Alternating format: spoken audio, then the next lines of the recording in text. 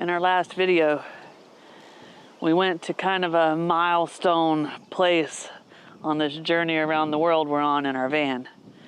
And it was to the southernmost tip of the continent of Africa. And man, it was beautiful down there. It's also the point where the Atlantic and Indian Oceans meet. But we left there and we drove about an hour and a half or so north up towards the mountains. And we've made it to a little national park called Bontebok. And we're here, we're settled in. We've been here about an hour, we've been relaxing. And if you see this bright orange electric cable here running across the ground, you're gonna see it goes to our van all the way over to the power box. And that is because, if you do not know, we are having electrical problems in the van. Now, this started in the last episode, but I wanted to update you for those that missed it. Our inverter has broken. Now, if you're like me and you don't know too much about electrical systems and vans and solar systems and stuff, the sun, it hits the solar panels and it comes down to the batteries inside the van that are under the bed. And from there, it comes out in the form of 12 volt. Now that's like cigarette lighter in your car electricity or USB electricity. It's not like turn lights on in your house electricity. That's called 110, or at least it is in the United States. The inverter takes that power from the sun to the 12 volt and it turns it into the kind of power you need to run, oh, I don't know, stoves, cooktops, bright lights, camera charging for our big cameras, you know, power we need. But that inverter has broken. So we are unable to turn our solar power into the power like you have in your house. So until we can get that fixed, we're having to go to campsites that have legitimate plugs like this one. Now you might think, well, you just run to a store and buy one of those. If we were back in the States, that would be the case. But here in South Africa, like it is in most parts of the world, that is not the case because they don't use 110 volts here like we do in the United States. They use 220. So an inverter from here would totally destroy our electrical system. So we found a company in a city up the road that has ordered one for us, but it's taken some time to get there. But that's okay, because we're just kind of cruising along in the beautiful part of South Africa that we're in. We're just going to campsite rather than having the option of wild camping like we would like. But that brought us to this camp. It's in a national park. I think I've told you that already. But the cool thing about it is that it has a game drive. So tomorrow morning, we're gonna get up, we're gonna roll out of this campsite, and we're gonna go looking for some wildlife. It'll be our first safari here in South Africa. And I can tell you, here at the campsite, we've already seen a little turtle walk under the van, and Vanna has been doing some serious bird watching. Now, as Curt was researching this area, he discovered that there is a pretty epic bird around here. Whether or not we'll find it, I don't know, because everyone says it hides in the bush pretty good. But it reminds us a lot of the quetzal from Central America, and pictures of it show it is absolutely beautiful. So we're gonna try. But for now, we're gonna call it a night here at the campsite, have a little coffee, relax with the kitties, get up bright and early in the morning, go see what kind of animals we can find in this part of the world. So that's an update on what's happening with the van and why we have to stay plugged in for a little while. Could be worse, right, guys?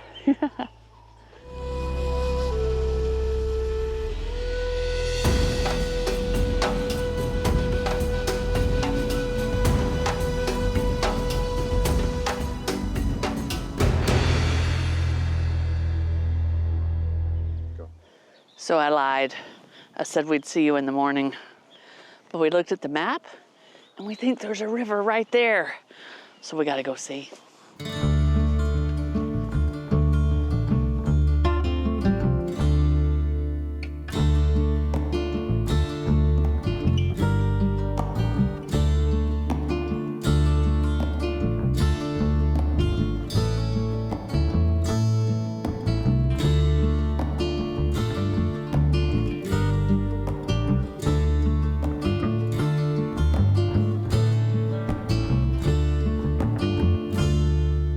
Oh my God!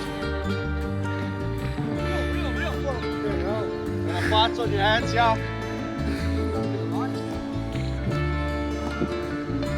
What kind of fish is it? You guys know? Oh, big old catfish? Yeah. Oh, there it is. No, it's not a catfish. It's something else. Watch him. Bring him this way. Bring him. Oh, it is a big old catfish. It's too big for the net.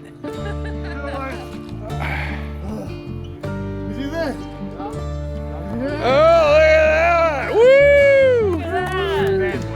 Good job.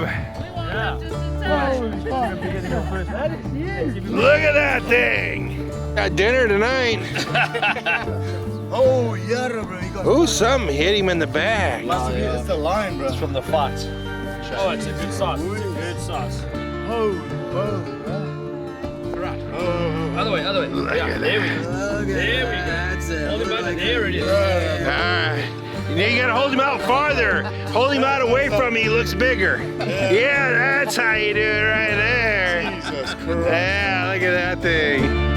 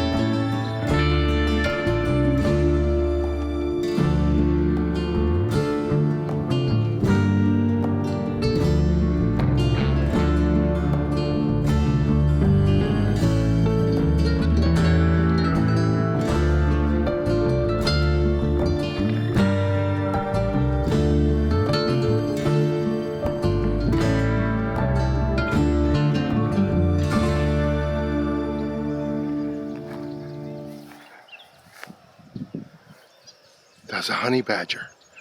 I just saw a honey badger. I don't know if it was on film, but he's right down in here and he just ran across the screen right in front of my view. I've never seen a honey badger before. That was amazing. I can hear him in the woods down there. So I want to back up and tell you guys what happened.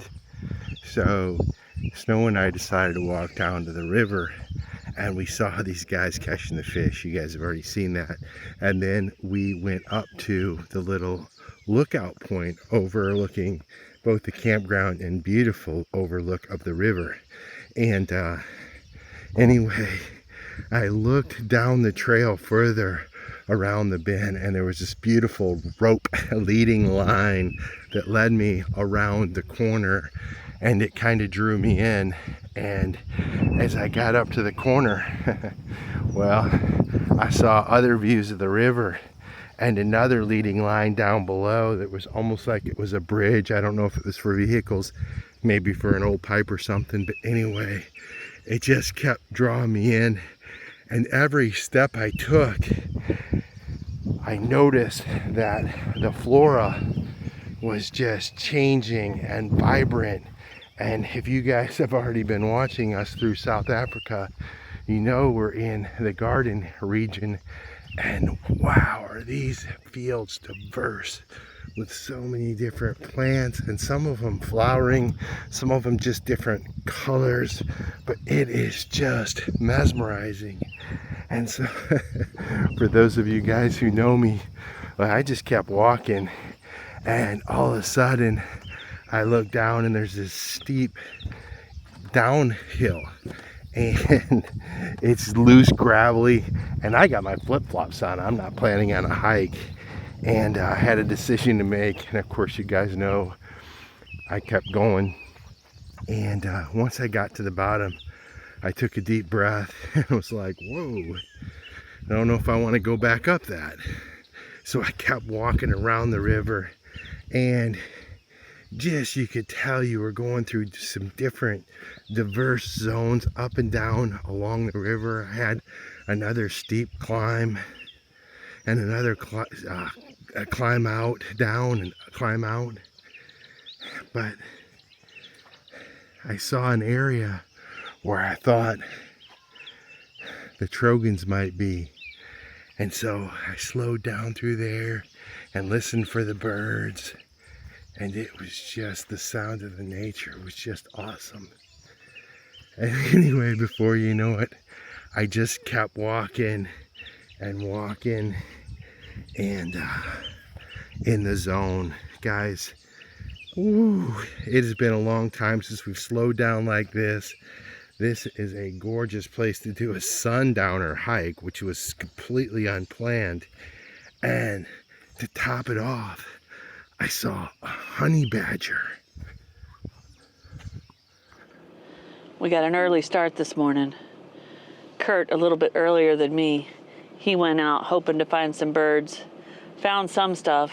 Nothing super fascinating, but did have a nice morning. I saw some really cool birds. It was just the lighting wasn't so good. Oh, all right. But we have left our campsite. We are in Bontebok National Park. And what we have found out about it is that its sole purpose is to save the Bontebok. So in the late 1800s, these really cool looking antelopes were nearly extinct. And let me look down and read here. And by the early 1900s, there were only 17 of these Bontebok antelopes left in the entire world. So the government and some farmers in this region started Bontebok National Park. It moved a few times over the century, but it has settled down right here where we're at now. And we are very happy to report that there are now 3,000 or over 3,000 of these Bontebok antelopes worldwide. I don't know exactly how many are in this park, but I feel like you can definitely say that it's a species that still exists because of this park. It is the smallest national park in South Africa, so it won't take us long to do our game drive today. But we are off. We are looking for cool stuff. Even though it's a little rainy, we are excited. And this is actually our first South African safari drive. Yeah, let's go. Unlike many other antelopes, the Bontebok is not a good jumper. This weakness, however, became its saving grace when a farmer fenced off a portion of his land to protect the last few remaining animals, and they were unable to leap over the fence. Now, that's not the only thing you're going to find in this national park. It's also home to other animals like the Cape Mountain zebra, the red hartebeest, and various smaller antelope species. It's also a great spot for bird watching, with over 200 different bird species recorded. And we are still in the part of South Africa that is part of the Cape Floral region, a UNESCO World Heritage Site. There are thousands of plants here, many which can only be found in this part of the world.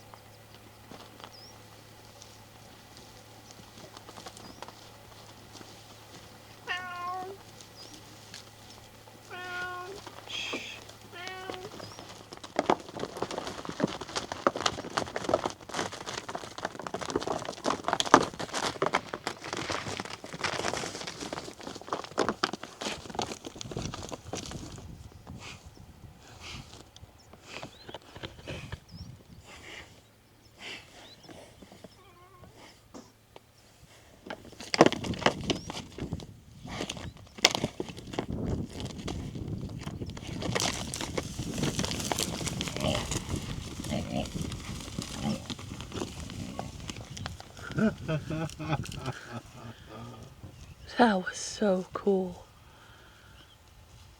Came around the corner and some of these red hartebeest were in the road. It looked like they were play fighting at first. But Jesus, no. That got pretty intense, guys. It got intense quick. How cool was that? Right here in front of the van. And then a third one jumped in. Yeah. It was like two kind of wrestling around, and we could hear the clanking of their antlers or their horns or whatever. And they were locking up. And it's kind of weird because they dropped their knees. Yeah. I mean...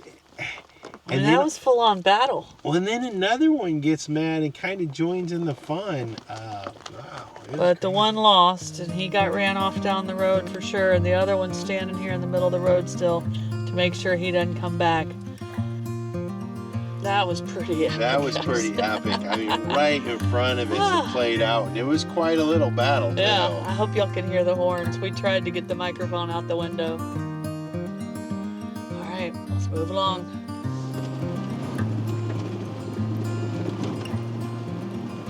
That's the winner right there. The other one's long gone.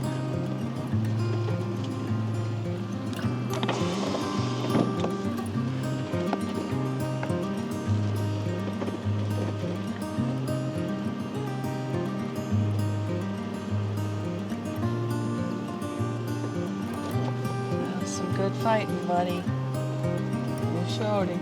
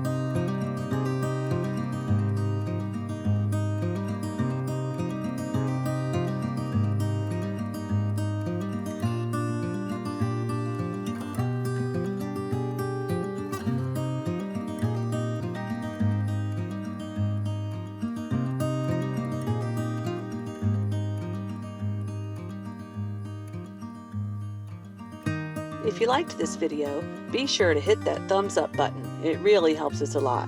And if you want to see more of our videos, be sure to subscribe to our channel and hit that notification bell so you know when new videos come out. We'll see you guys in a few days from somewhere out here in the world. Cheers.